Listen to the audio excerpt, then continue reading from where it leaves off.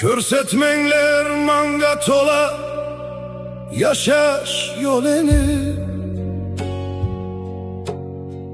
yol basmangan tağlardımu mengü bakkanmen. Hedegende ölüm bilen korkuk salmanlar,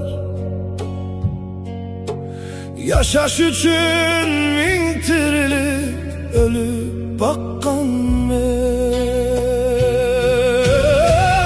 Öz özümnü eynektin sonra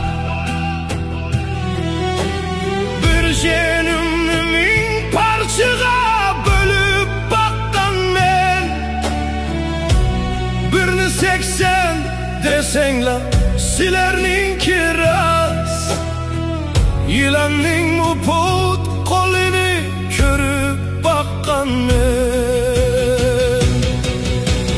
Hodukmay men karanlıda yegane kalsam, barığımı yokluğumu könüp bakkan men.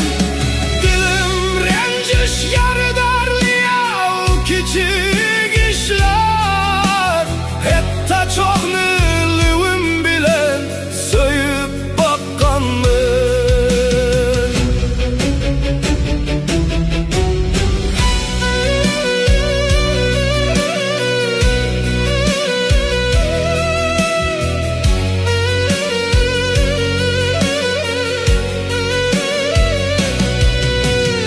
Ahmet kimu, teleygimu işenç kılmaymen. Çünkü talay kıyınlarda kütüp bakkan men. Min teşekkür körsetken